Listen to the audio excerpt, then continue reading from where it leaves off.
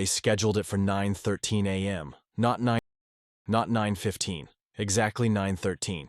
That's the kind of timing you pick when you don't want someone to see it coming, when you're trying to catch a man mid-step, mid-thought, mid-breath.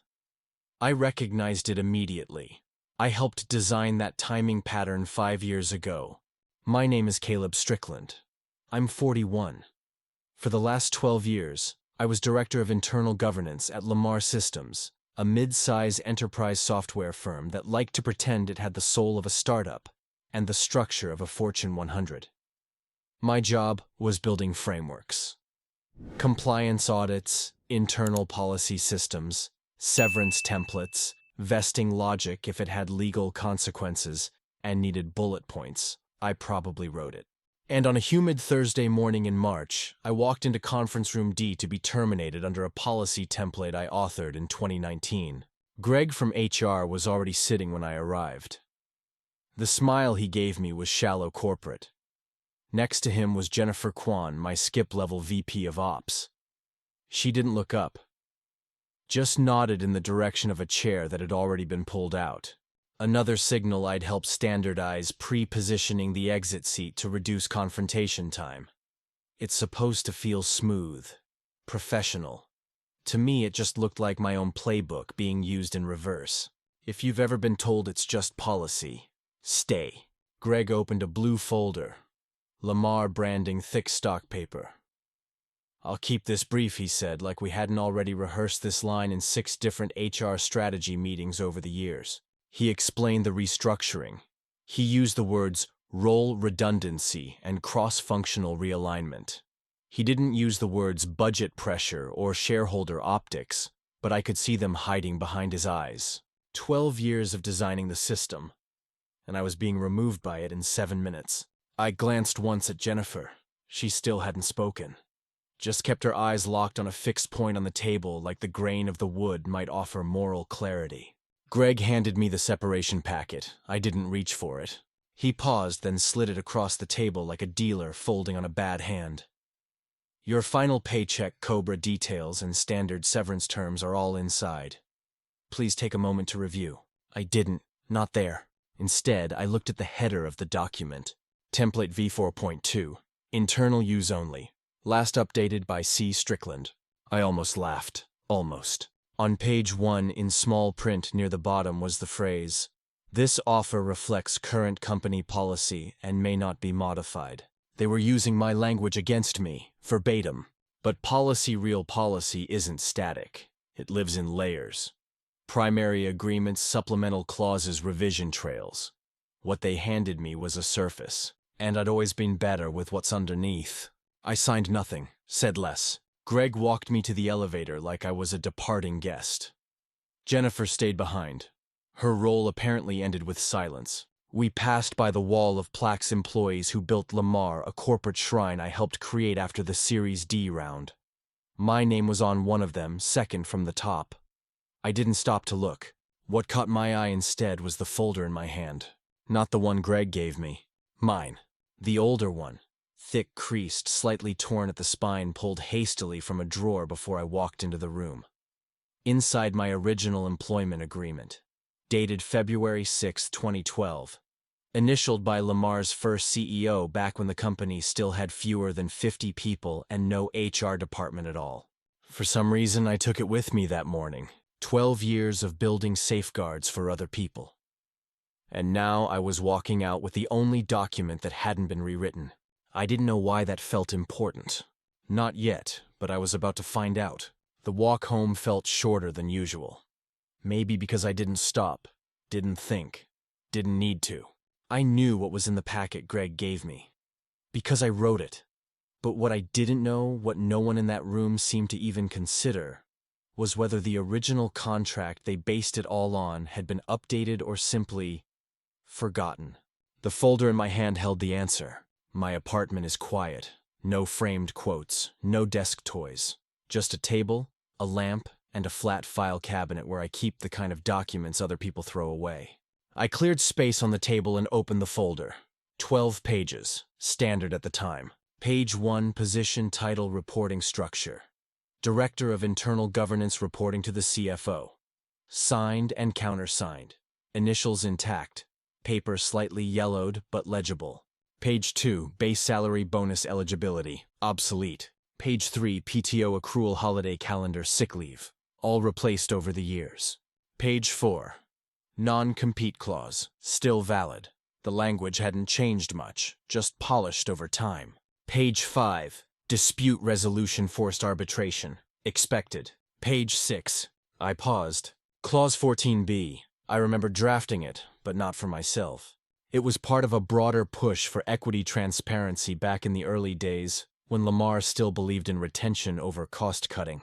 The clause read, all unvested shares granted under the company's equity incentive plan shall become fully vested upon termination of employment by the company without cause. Simple, one sentence, no footnotes, no carve-outs. And unless it had been amended later, and unless I had signed off on that amendment, it was still in effect. I flipped to the back.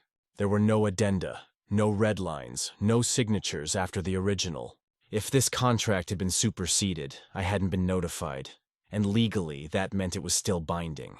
12 years, 4 rounds of equity refresh, multiple grants tied to performance cycles. But if the original grant was still technically governed by this clause, and if my termination was, as Greg said, not performance-related, then I didn't finish the sentence. Not yet. I reached for a pen and marked the margin with a small circle, just beside Clause 14b. Then I folded the folder closed slowly. Not because I was done, but because I wasn't ready to read what came next with tired eyes. Something was out of alignment, and I needed to see it clearly. In the morning, I woke up before the sun. Not out of anxiety, out of habit. For 12 years, my mornings started with system checks, policy rollouts, compliance logic. Reading documents before anyone else did, that's how I stayed useful. Today was no different. I powered on the laptop I'd used at Lamarr. Still worked. Still connected to my offline archive. No VPN, no server access. Just my own folder, labeled Equity Plan, Archive, V1 through V4.7. I started with the grant letter for my first stock award. April 2012. It referenced the 2011 Equity Incentive Plan version 1.3. So did the next one, and the next.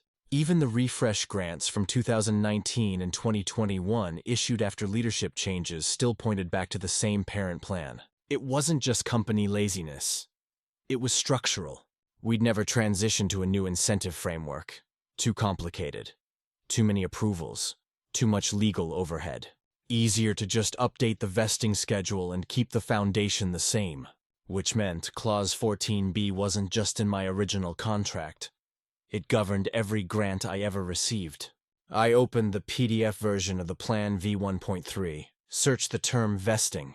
It appeared 16 times. Most were standard milestone-based, time-based double-trigger rules. Only one clause referred to involuntary termination without cause. 14b. I highlighted it. Then I ran a comparison. V1.3 versus V4.7. The language hadn't changed. The clause still existed, still intact, still active. No annotations, no footnotes, no sunset date. No internal memo from legal ever proposed modifying it. I knew. I checked. Because back in 2020, when we discussed updating to V5.0, I was the one who rejected it. Said it introduced unnecessary risk. Irony never comes when you expect it. I opened my inbox archive next, pulled every HR email I'd ever tagged under comp equity. There were 142. I skimmed each one. None mentioned changes to the master plan. None referenced clause revocation.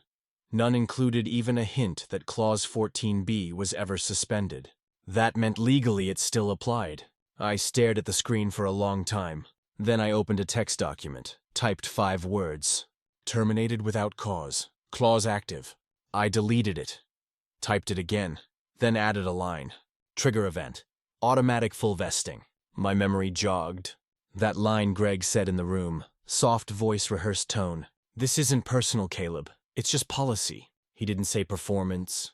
Didn't say misconduct. Didn't mention cause. And if you're not fired for cause under Plan V1.3, Clause 14b activates. Automatically. No approval needed. No override. It just happens. I opened a spreadsheet. Started mapping out my historical grants. Award dates. vesting timelines, number of unvested shares, conversion potential based on current valuation, including refresh cycles, including pending grants. It was conservative, even with market fluctuations, but the number was solid, and no one in that office had mentioned it. Not Greg, not Jennifer, not legal.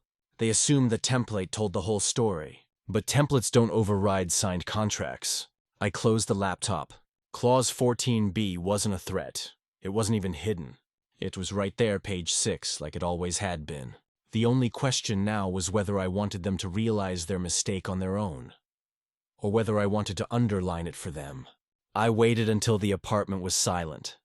No notifications, no distractions. Just a printed copy of the severance agreement, a black pen, and a yellow highlighter. I didn't skim. I read every word. Page 1 was exactly what I expected. Effective date. Position eliminated. One paragraph of preamble dressed up to look like empathy. Page 2 outlined the payout. 3 weeks base salary. COBRA support for 60 days. A lump sum categorized as discretionary goodwill. There was nothing discretionary about it. It was the number they gave everyone at my level. I know. I helped set the tiering. I circled the word goodwill, not because it mattered, but because it pretended to. Page 3 is where it got interesting. Non-disparagement, mutual release, waiver of claims. It read, "The employee agrees to waive any and all present or future claims against the company, including but not limited to any disputes arising from compensation equity incentive plans or termination of employment." I read it again, then a third time. Nowhere in the document did it mention Clause 14b. Nowhere did it acknowledge the equity plan V1.3, or that the employee might have rights still in effect under it. And yet this page, this section, was written to preempt them. If I'd signed, I would have erased the clause myself. Invalidated the very sentence they forgot existed. Not by logic, not by argument, but by agreement, and they were counting on that. That's the danger of templates. They create the illusion of thoroughness. But templates aren't law, they're convenience. And what Greg had handed me was a convenient omission masquerading as finality. I flipped the document over. No annexes, no cross-references to any equity documents. Just a signature line printed in bold. Signature. Gyan. I didn't touch it. Instead, I picked up the highlighter, marked 3 sections. The waiver clause, the severance amount, the non-modifiable disclaimer. Then in pen, I wrote one note in the margin. Fails to disclose material clause. Potential bad faith. I'd written similar notes before on other people's files. Back when I still ran internal governance. Back when I flagged risks before they turned into exposure. This time I was flagging theirs. I opened my laptop. Typed employment lawyer equity clause, California. Dozens of firms. Too polished. Too loud. Websites that felt like insurance commercials. Then one stood out. No tagline, no photos, just a name. Brenda Choi, Boutique Employment Law. I clicked. Simple layout. 1 paragraph bio. Her practice focused on contract interpretation, stock plan disputes, and bad faith severance design. No blog, no case studies. Just one testimonial. Brenda made my old company wish they'd never skipped page 6. I read it twice, then bookmarked the page. I didn't call, not yet. But I printed the contract, printed the grant letters, highlighted Clause 14b in all of them, lined everything up on the kitchen table, then stood back and looked at it. 12 years of documentation, and they thought I'd leave with a cardboard box. Brenda's office didn't have a receptionist, just a wooden door with a tarnished brass plate and a doorbell that sounded like it belonged in a general store. I rang once, no answer. Rang again. A voice called from behind the door. Yeah, I heard you. Come in, unless you're selling toner. I pushed the door open. The space was smaller than I expected. Fluorescent light. Overworked printer in the corner. Stacks of folders leaned precariously on every surface. A fan oscillated over a whiteboard scrawled with phrases like material omission and breach of good faith. Behind the desk sat a woman in a gray hoodie and Converse sneakers, tablet in one hand, pen in the other. She looked up. Just once. "You're Strickland." It wasn't a question. She didn't offer a handshake. Didn't ask what happened. Just said, "Let me see the papers." I handed over the stack. Original contract, grant letters, severance packet. She didn't say anything for a while. Just read. Occasionally underlined. Twice she circled phrases and scribbled shorthand beside them. 15 minutes passed before she spoke again. "You wrote this clause yourself." "Back in 2012, I said. "For the first equity framework." She nodded once, then tapped page 6. Clause 14b. Full vesting upon termination without cause. No board approval required. Immediate and automatic. She leaned back in her chair. "Well, that's a bullet they forgot to remove." She flipped to the severance packet. "They're trying to bury it here," she said, tapping the NDA section. "This paragraph waives equity disputes, but nowhere does it mention Clause 14b. No cross-reference, no carve-out. That's a problem." "For them," Brenda grinned. "For them." She jotted something on a legal pad. "Most severance agreements try to clean up loose ends. That's fine. But if you don't disclose the existence of a clause like this one that can trigger a 7-figure vesting event, you're not negotiating in good faith. You're gambling. The other side won't read carefully." She paused, looked at me. "But you're not the other side.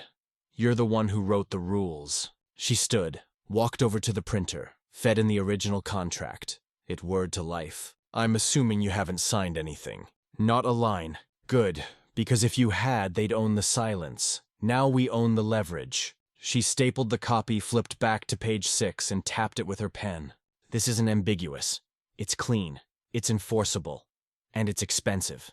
Then she looked at me for the first time, not like a client, but like a co-conspirator. "Do you want to settle quietly?" she asked. "Or do you want to remind them what clause they forgot?" I didn't answer, just looked down at the page.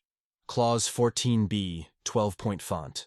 Still exactly as I'd written it. I didn't nod, didn't smile, but I didn't look away. Brenda scheduled the email for 9:01 a.m., not because timing mattered legally, but because 9:00 was when their systems came online. Inbox sync, daily digest, calendar loads. 9:01 was when the humans looked. We didn't send a demand letter. No legal threat. No posturing. Just a subject line, Re-Equity Agreement, Clause 14b. And one paragraph written with surgical clarity. She cited the clause word for word. Attached the original contract. Highlighted Greg's exact phrasing during the exit meeting. "This isn't personal. It's not about performance." Then she closed with a single sentence. "Per the agreement, all unvested shares were contractually vested upon Mr. Strickland's termination without cause effective immediately. No demand, no dollar amount, no drama. Just a mirror. Most people don't read Clause 14b. I did." She clicked send, then shut her laptop. "Now we wait." I didn't ask how long. She stood stretched and walked to the coffee pot. I stayed seated. Not because I was nervous, because I wanted to see what silence looked like from the other side. 9:17 a.m., no reply. 9:33, still nothing. I refreshed my inbox 3 times before remembering Brenda's advice. Let them sweat. Don't hover. The good ones always know before the email is opened. She wasn't wrong. By 10:10, I was scanning LinkedIn. Greg's profile, no activity. The CEO's same recycled headshot from 2016. No posts. Nothing from legal. Nothing from ops. But something had shifted. Subtle. The company's public page, normally flooded with scheduled content, was quiet. No new updates. No scheduled product teasers. No employee spotlight fluff. At 11:43, my phone buzzed. A message. Unknown number. But I recognized the area code. Internal HR line. No greeting, just, "You didn't hear it from me, but something's happening." I stared at the screen. Didn't respond. Then another message. Legal's in a tailspin. They didn't know Clause 14b still existed. I locked the phone, set it face down on the table. It was already happening. Brenda walked back into the room with a mug of black coffee and sat down like nothing had occurred. "Anything." I shook my head. "Good," she said, not smiling, just watching. Like a person who knows gravity doesn't argue with mistakes. The voicemail came at 8:52 p.m. Greg's voice thinner than usual. "Hey, Caleb. Just wanted to touch base." There seems to be some confusion about that clause you mentioned. Legal's taking a closer look. Maybe we can talk this through before it gets formal. He didn't say lawsuit, didn't say equity, didn't say you were right. But the tremor in his throat did. I played it twice, then again. Brenda didn't even lift her head. Don't respond, she said, typing something. Not until they realize the silence costs more than the call. I nodded. She was right. At 9:26 a.m. the next morning, a forwarded email slipped into my inbox. Not to me, but someone had hit reply all to the wrong thread. Subject: equity pool clarification. Urgent. From someone in finance I'd worked with years ago to CFO legal ops, and by mistake my old address still active in the chain. The body. If Clause 14b is enforceable, we're looking at a full vesting across all unvested grants initial +3 refresh cycles. Estimated impact 13.4% of total pool. That number will require disclosure. There it was, the number. Their number, not mine. They hadn't just forgotten the clause. They'd forgotten how connected everything was. I didn't reply, didn't forward it to Brenda. She was already reading it on her end. We shared access now. 13.4, she muttered, almost amused. Nice to see their math matches yours. By noon, things started bleeding outside the building. A contact in IT sent me a screenshot. Internal Slack thread. Private but not private enough. Anonymous handles posting cryptic messages. Legal panic room active. Greg finally broke a sweat. Somebody forgot to read page 6. No names, no confirmations, but the story was leaking. Not the details, just the weight of something breaking beneath the surface. It was enough. I refreshed the company's Glassdoor page. One new review. If you're thinking of joining, read everything they give you. Especially the parts they hope you won't. I didn't write it, didn't need to. The echo was spreading on its own. Greg called again at 2:18 p.m. This time no voicemail, just a missed call. Then another, and another. Brenda silenced the phone. They're in negotiation mode now, she said. But they don't know what you want. I haven't told them, I said. That's what makes it fun. I stood by the window of my apartment, watching the street below. Delivery vans, pedestrians, the same world unmoved. Inside the company was breaking itself apart by protocol. Not by sabotage, not by leaks, just by exposure. They built the machine. I just watched it execute. The email arrived at 10:47 a.m., subject line request for discussion. Equity agreement clarification.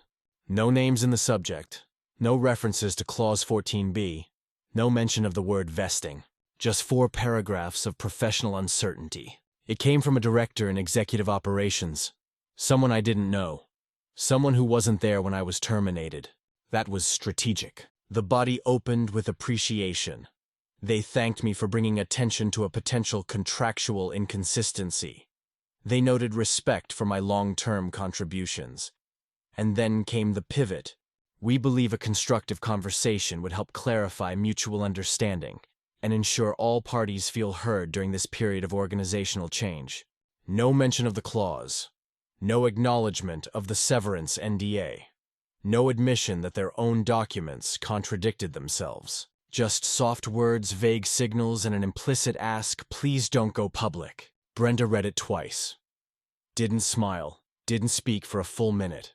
Then she muttered almost to herself, they're trying to reset the clock. She underlined 3 phrases on her printout of the email.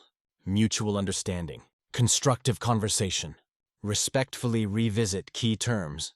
Then drew a line through all 3. They won't say what's wrong, she said. But they know something is. They're hoping to convert a legal obligation into a soft misunderstanding. She flipped to the last paragraph. We're open to a brief exploratory discussion at your convenience, preferably prior to any formal action. Brenda circled preferably prior. That's where the fear lives. I read the email again. What struck me wasn't what they said. It was what they avoided.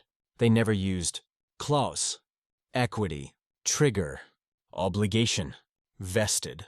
Instead, they danced around the perimeter, using euphemisms like review dialogue and alignment. It was careful, polished, corporate damage control at its most restrained. They were talking in legal fog, but I'd written the blueprint for their weather system. Brenda opened a clean draft. No letterhead. Just a Word document titled Response, Clause 14B Inquiry. She typed slowly. Her phrasing was meticulous. We appreciate your willingness to engage. At present, our position remains rooted in the written language of the governing agreement, which has documented outlines specific outcomes in the event of non-cause termination. She stopped, thought, then added, we believe your internal review will confirm what is already visible, that the vesting event occurred automatically by design at the moment of separation. No threat, no dollar sign, just clarity sharpened like glass. I watched her type, watched her build the next pressure point line by line. She paused at the end, looked up. They want ambiguity, she said. We'll give them precision. I didn't say much, just nodded, then looked back at their email. At the tone. The avoidance. The quiet desperation wrapped in courtesy. Now they were negotiating terms, but they still didn't know the cost. The conference room hadn't changed. Same glass wall, same half-dead potted ficus in the corner, same whiteboard stained with dry erase ghosting from someone's Q1 roadmap. What changed was who walked in with leverage. Brenda stepped in first.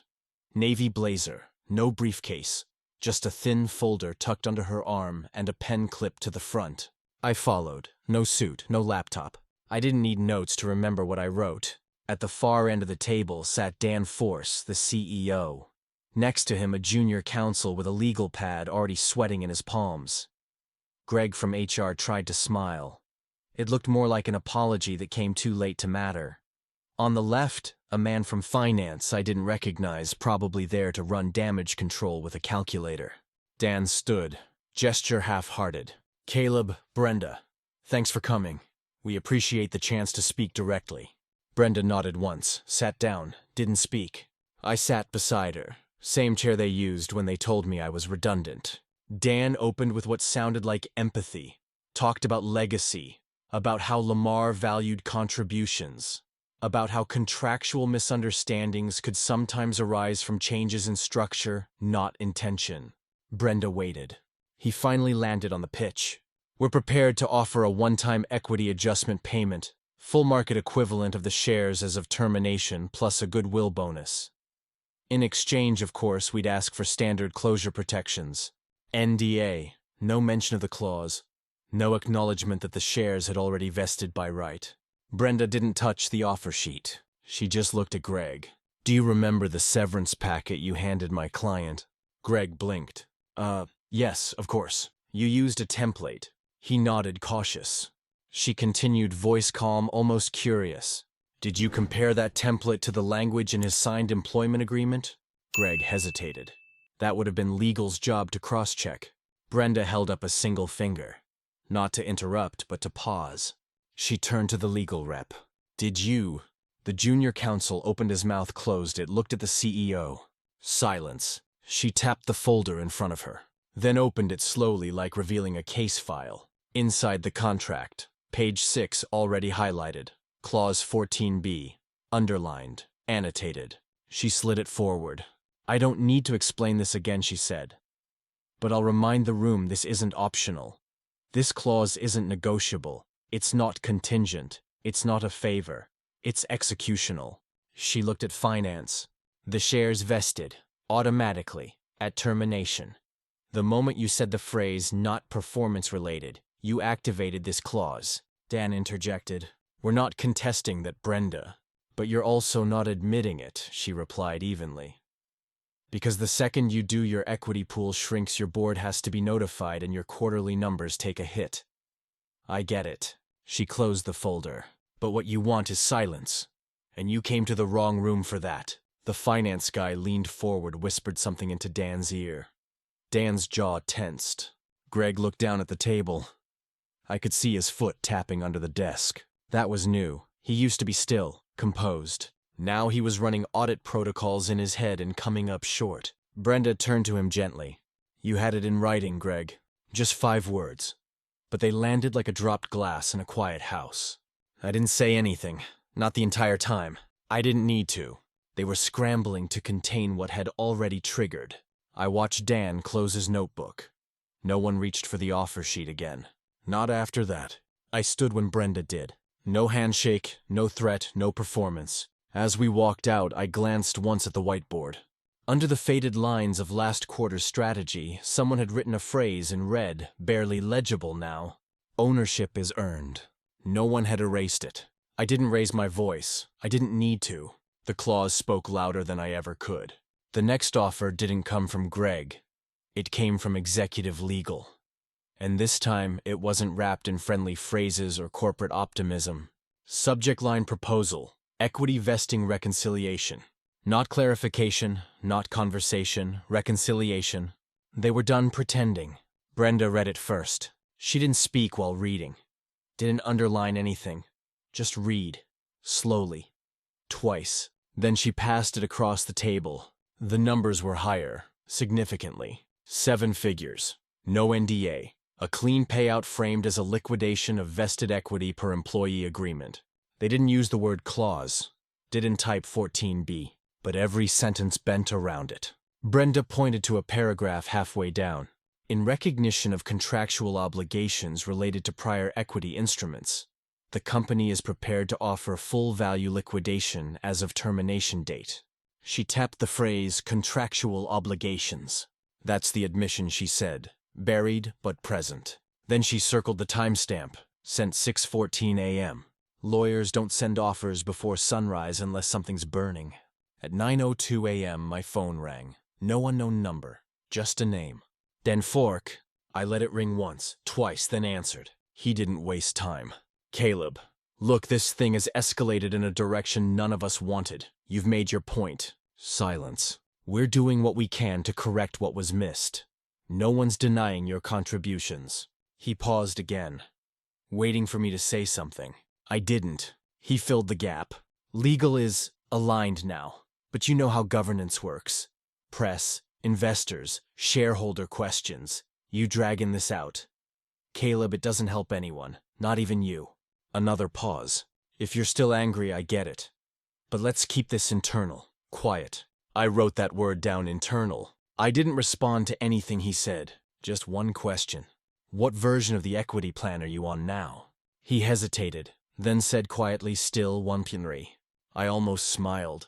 Then you know what's next, I said, and ended the call. Brenda was already typing. Subject final position, clause 14B, enforcement and vesting terms. In the body she wrote, as outlined in your revised proposal, your acknowledgement of contractual equity obligations aligns with our interpretation of clause 14B and confirms the activation of full vesting upon termination without cause. Then line by line she laid out the total number of shares affected, the conversion value at termination, the compounded value based on current valuation, the exclusion of any NDA or contingent restrictions. Then she added without emphasis, should resolution not be completed by end of business Friday, we will exercise the rights associated with shareholder status, including audit triggers under Section 7 of the plan. No threats, no legalese. Just a reminder, we weren't asking for anything. We were executing a condition they ignored. She hit send, then leaned back. They're not in denial anymore, she said. They're in free fall. The email came at 7:36 a.m. No subject line fluff, just 5 words. Final equity reconciliation. Confirmation attached. It wasn't from Dan, not from Greg, not even from legal. Just a generic corporate address, executiveops@lamarr.com. No greeting, no apology, no sign-off. Only the body.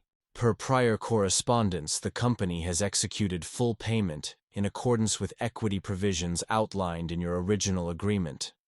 Please find attached confirmation of wire transfer.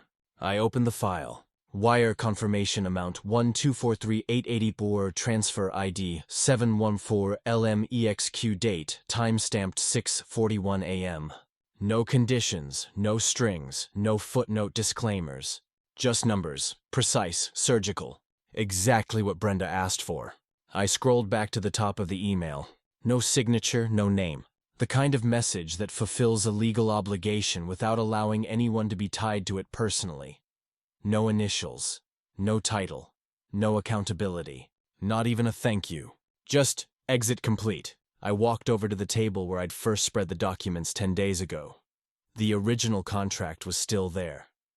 Page 6 still marked with a faint crease from when I folded it on instinct. Clause 14b still intact, still one sentence. All unvested shares granted under the company's equity incentive plan shall become fully vested upon termination of employment by the company without cause. They hadn't rewritten it. They hadn't even read it, but they had just paid for it. I closed the folder, didn't shred it, didn't archive it, just slid it back into the same drawer I kept it in for 12 years. Some tools don't get used often, but when they do, they shouldn't make a sound. I sat down at my kitchen table. Same chair, same coffee, different silence. I thought about that room.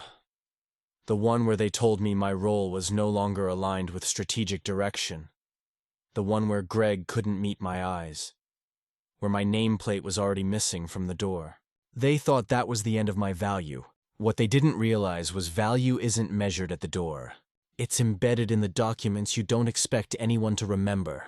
They built the system to silence people like me, but they forgot who wrote it. A week later, I wasn't celebrating. No posts, no announcements, no sudden need to update my LinkedIn headline. The money was there, quiet, complete, but it didn't change the texture of my days. I still made coffee the same way. Still fed the same apartment silence. Still walked past the same cabinet where the contract had lived for over a decade. The only difference was that now it could stay closed. I spent that morning deleting folders. Lamarr QBR 2020, EQ Plan 1.3 Admin Template Exit V4.2 gone. Not out of bitterness, just cleanup. I shredded the severance packet. The exit script Greg handed me. The branded envelope with the HR logo in soft gray that once tried to make a payout look like a handshake. No need to keep placeholders from a system that had already processed itself. I kept one thing. The original offer letter, page 6, clause 14b. Not because I needed proof anymore, but because it reminded me why I'd saved it in the first place. 10 years ago, I watched a colleague walk out of that same company holding nothing but a 2-week severance, and a look she tried to hide behind a polite smile. They'd forced her to sign something she didn't fully read. A waiver buried inside a stack. She trusted the summary. Didn't think to check the rest.